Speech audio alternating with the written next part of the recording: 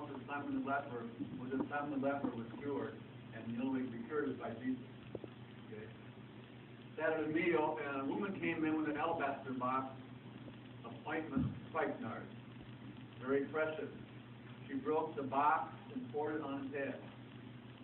There were some that had indignation themselves and said, why was this wage of ointment made? It might have been sold for more than 300 pence and given to poor, and they murmured against her. And Jesus said, let her alone. Why bother her? She's done a good work on me. You will always have the poor with you. Did you hear that? You're always going to have the poor with you? Whenever you will, you may do them good, but you won't always have me with you. She has done what she could. She came ahead of time to anoint my body for burial. Truly I say unto you, verse 9, wherever this gospel can be preached throughout the whole world, this also that she has done is spoken of as memorial service. And we're doing it. You can see that prophecy. People that years ahead have been talking about this movement, and we're doing it. Now let's look at John for a moment, and then we can repeat it and talk about this later. 6 days for the Passover, they came to Bethany where Lazarus was raised from the dead. They made a supper. Martha served. Lazarus is one of them that sat at the table with him. Verse 3. Then Mary took a pound of ointment of spikenard, very costly, anointed the feet of Jesus, and wiped his feet with her hair. And the house was filled with the aroma of the ointment. When the disciples, Judas Iscariot, see, Matthew said they were upset. John tells us it was Judas, Simon's son, who's going to betray him. Why wasn't this perfume sold for 300 pence and given to the poor? This he said not because he cared for the poor, but because he was a thief and had the bag and carried what was in it. And Jesus said, let her alone. For my burial she has done this. The poor you always have with you, you won't always have me. Many people, Jews, therefore knew that he was there. They came not for Jesus, but to see Lazarus who was raised from the dead. The chief priests themselves were Lazarus to death, because by reason of him many Jews went away. Thank you. You can be seated.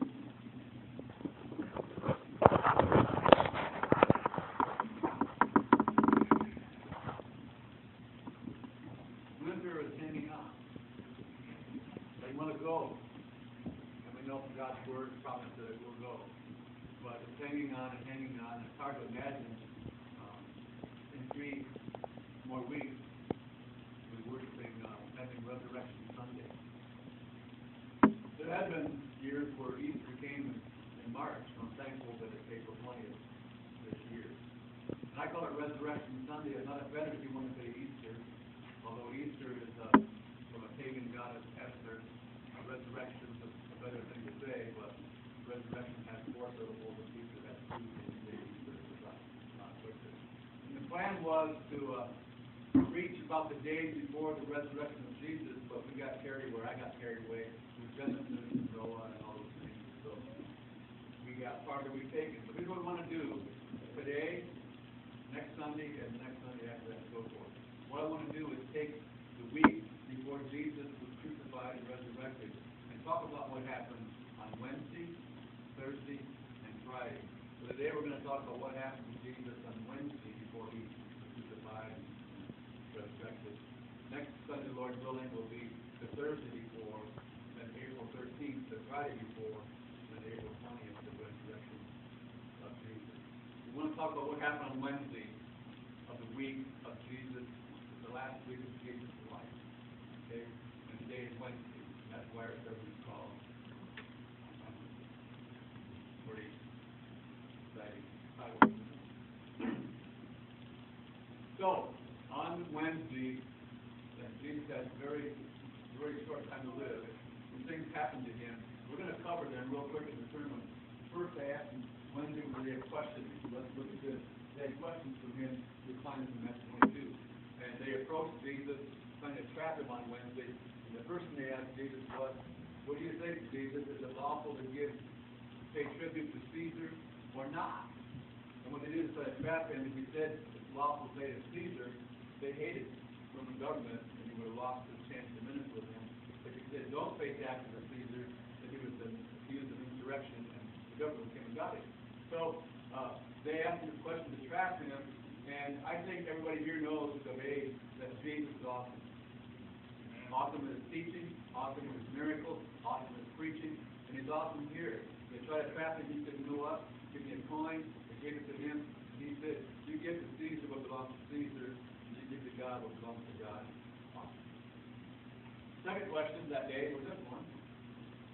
If a woman has been married to 7 brothers, whose wife would she be in the resurrection? And this is a Jewish law, that if a man and a woman were married, and they didn't have any children, when the man died, it was the brother's responsibility to marry his wife, which I think is scary. Just let that flow in your thought. If you have someone that you're married to, and the brother has to marry her, that would be right. That was the law, because the Jews believed that the prophet came from God, and so they had to keep the prophet in the family, and the brother married her. They tried to trap Jesus, and he said, well, she's married seven times. Whose wife would she be in the next life? And Jesus said, you don't understand scripture or God. He's the God of the living, not the God of the dead. He was awesome. So the third question, here it is. What's the greatest commandment? The reason they asked, this is all on Wednesday afternoon, they asked Jesus this question to try to trap him. And this question came because there were 10 commandments. They tried to trap Jesus and say, which of the 10 commandments is the greatest commandment? And actually the text says a lawyer came to Jesus and asked him this question, trying to test him or to trap him. And Jesus said, repeat. Love the Lord your God with all your heart, soul, mind, and strength. And love your neighbor as yourself. That was awesome, because if you love God with all your heart, soul, mind, and strength, you're going to keep the first 4 commandments. Wherever you worship. You love your neighbor as yourself, you're going to keep the last 6. And so that was awesome. So they asked these questions of him, and then what we read this morning in 2 passages, Mark and John, was the next thing to happen to Jesus on Wednesday. And bye. Have a good time. You gonna color? Show her how to color. On Wednesday before the crucifixion and the resurrection, they go to this home of a man named Simon. And they're reclining and they're eating. And Mark records it, Matthew records it, and John records it. And while they were eating, a woman comes in with a vase. The difference in the base of the vase is about $200. A valuable perfume. She comes in, breaks it, and anoints Jesus with it. And John tells us that it went all over the place, and the aroma filled the room, and she let her hair down and wore the feet of Jesus with her hair. While she was doing this, the people, the disciples of Jesus, became upset, especially Judas, and said, this is wasteful. Why did you do this? This should have been sold and given to the poor. And Jesus defended her and said, she did what she could. You always going to have 4 people with you. And she'll always be crucified. That's kind of a very brief overview of what happened on Wednesday late afternoon before Jesus was crucified. I want to look at this because I chose this because of the awesome lesson in this passage. I'm so thankful as I watched, and I tried not to watch because I tried to worship, about our worship this morning. Sometimes we get the habit of coming and just, I don't know, just going with emotions and not really sincerely worshiping God. And I chose this passage because of what's in it for our discussion this morning. And here's the first one. God loves extravagant worship. God loves to pray. God loves to be worshipped. God loves to be adored. He loves to be appreciated. He loves all these things. And what I've done with this message is I've given you a definition of the word extravagant. I could have asked you, but you've got the same answer. So here we go. Extravagant means spending too much, excessive, going overboard, unreasonably high in cost, etc. And we talked about before service, but I had in my notes anyway. You can get my copied my sermon. I wrote my sermon as I was watching the hockey game this week on television. I came across the screen where it talks about it there. That Miguel Cabrera signed a contract for $219 million. That's exciting. As a matter of fact, that's really exciting. And I guess it can be argued with the court to get paid. That's what you were. That's too much. Pay one man is probably the most stable thing. Extravagant. When Kate and William got married and spent $34 million on the wedding. That's a little bit much.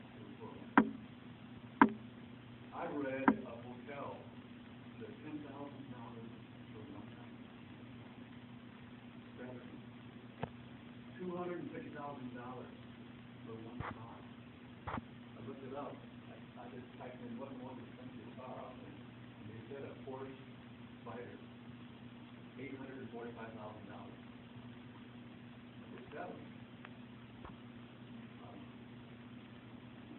Why I did this, and what I want you to realize is there are times when we spend too much money for something more than we should, and we don't know the kind of things we talked about. But our worship is never extravagant. We can never worship Him too much. We can never praise Him too much. We can never thank Him too much. And the reason worship is never extravagant is because He is always worshiped. He deserves every bit of sincere praise that we give Him. Wife and I reviewed this woman had from India, from a plant in India, very expensive. And if you read the translation, what this was worth was a year's wages. And so the guy who comes along and says, you know what? This could have been used to the poor. Soup, blanket, food. That was pretty wise and pretty practical. But Jesus said no. Okay? I don't know what I gave you for this, but a couple of things in this that I want to share with you about extravagant worship.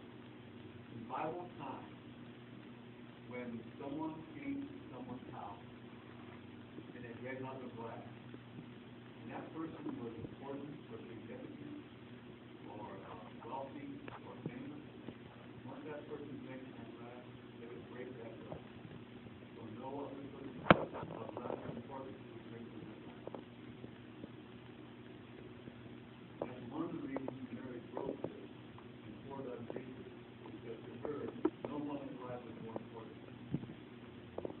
The second reason that she did this is in Bible times when someone was buried, and then what was left was the perfume they put with them in the grave and the burial. And she knew that Jesus was all. Anybody here ever read The Gift of Magi?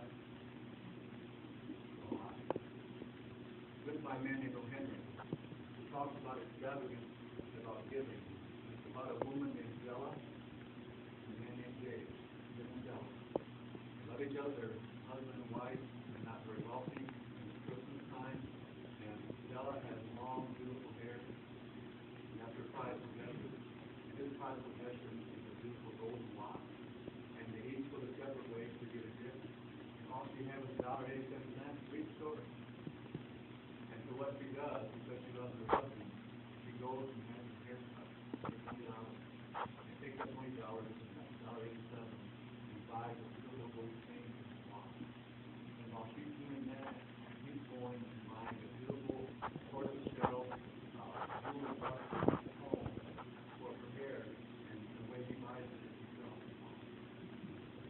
And they come together, and he goes home and sees that her hair is cut. And he gives her a comb, and she sees the watch is on, and she gives him the gold. They give everything they have for one another. We never have. The very first thing I want to share with you today, and I'm so guilty of this because as a preacher you get used to it. God loves sincere, extravagant. And we can grow in that area. All of us can grow in that worship. That's first. Second, whatever is in your job, right? True. Um, we find that Mary was criticized here, and I just give this information to the side note. When a woman had her hair up, her hair bundled up or something, that was okay. But when she let it down, that was considered a move of ill repute, like she was a move of a prostitute or a wicked woman. She didn't care what people thought. She wanted to worship Jesus, so she let her hair down and she wiped the feet of Jesus with her hair. And what I want to do right now is show you that there are only 3 times in the Bible that talk about Mary. And the mother, the sister of Martha, not the mother, a different Mary, the sister of Martha. And 3 different times in the Bible, every single time she's kneeling for Jesus. Look at this. She's learning, this is where they're having a meal. Martha's fixing it. Why don't you have your sisters help me? And she's Jesus. Second one, she's leaning. Her brother died, and she comes to the Lord and she's been ready to die. And the Bible says she kneels to Jesus. Here's the last one. She's loving Jesus. Now, I think that's cool. You can be one of 3. You can be learning about him, you can be leaning on him when you're hurting, and you can be loving him when you worship. That's the 3 times about Mary. Many years ago, in one of our congregations, a young man, probably 16, said he went away to camp or some revival or something. He came back, turned on the shift to preaching. He wanted to become a preacher. So he went home and told his mom that I want to be preaching. His mom was an elder's wife.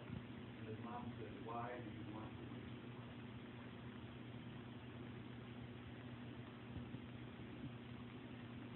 And he never wanted to be a preacher.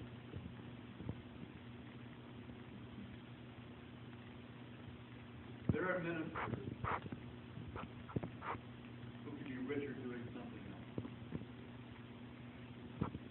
But there's nothing richer than bringing somebody to Jesus. You may have heard the story, the old story, about a man who died, he was wealthy, and he wanted to take something with him to heaven. And he prayed, and the angel appeared to him. He said, I really want to take something with me. So he came back, he kept praying and praying, and he came back and said, well, God is going to bend the rules a little bit. He's going to bring one thing to heaven. So he put in a suitcase, golden bars of gold. And he got up to Peter. Peter said, what did you get in the suitcase? And he said, well, God told me to put it in. He said, well, let me check it out. He came back and said, God, he had to open the suitcase up. And Peter said, why did you see it? Because that was the sweetest gold. After that, he got it. He paid it. You know, it looks like we're going to build. And we're not a wealthy church. We're not there with pension and stuff. We're not wealthy. I'm glad we're not. Because that tells me the only way we will build is God. The only way. Not going to be us. And if you can't help, pray. If you can't help and don't want to, keep it. God will see it. If you can and want to help, you may have to do. You may have to sacrifice. But whatever it is to God, it's not wasted. Third, give them the flowers now.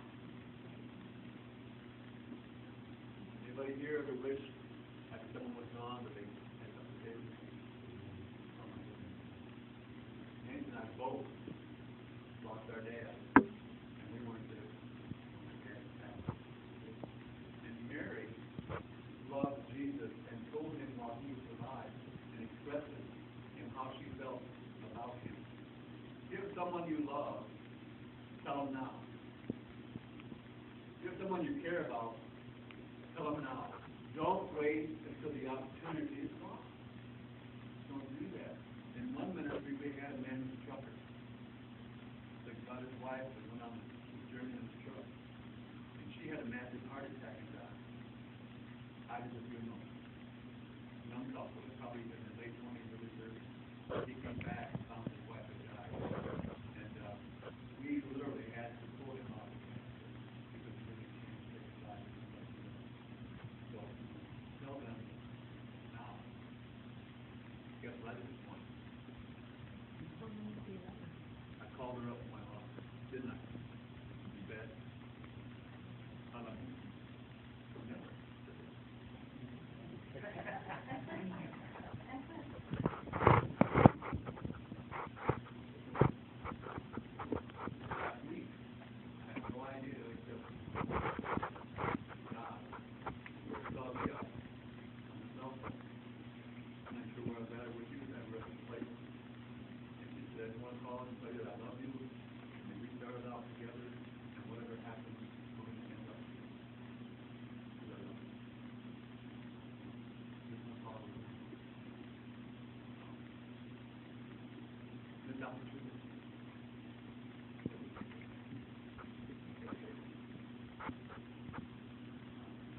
Story is told in World War II that a soldier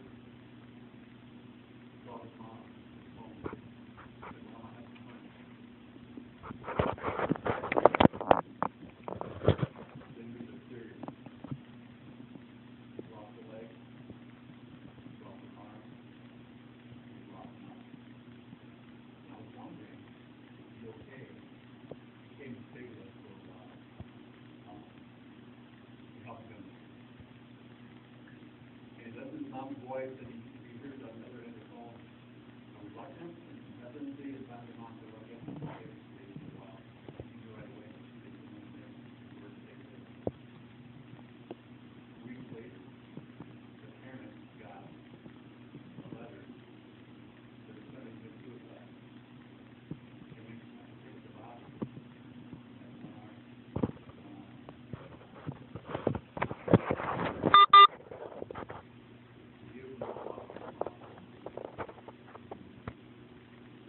One more thing. Oh, yeah. In the fourth lesson, God wants us broken. He wants me, he wants you, he wants my heart, he wants your heart, but he wants your heart broken and my heart broken. And he wants us to spend our lives doing things. Have you ever done something silly out of love? Never. Well, man, I wouldn't do something silly. Who would ever buy a stuffed elephant and put a note on the elephant, I'll never forget you? Who would ever drive 6 miles one way to Columbus, Ohio and seem like it was nothing? Now I think nothing of it. Who would ever go watch Hotel for Dogs because your wife wants to see that movie?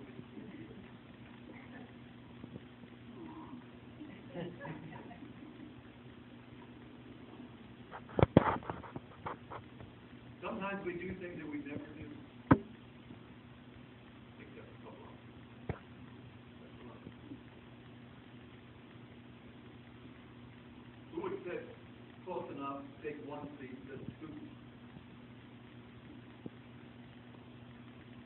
Who would try to eat a burrito while holding up someone else's hand? Do these things. Do me a favor right now. Do me a favor. Forget where you are. If it helps to close your eyes, close your eyes, close your eyes. Do me a favor. Think of someone in your life that you love.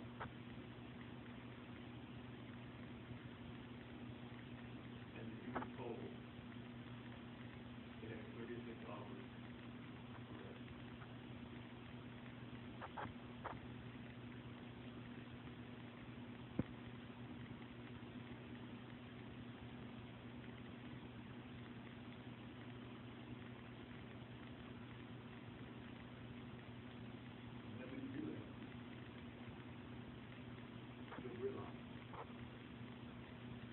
Why Mary did it.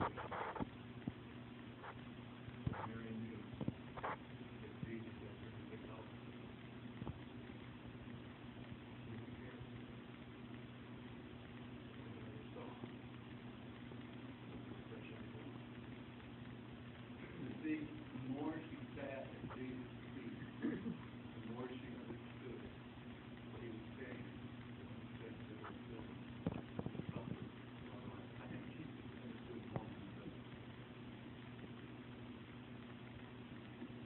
local church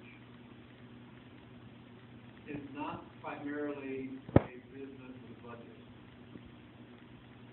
involved, but not primarily. It's primarily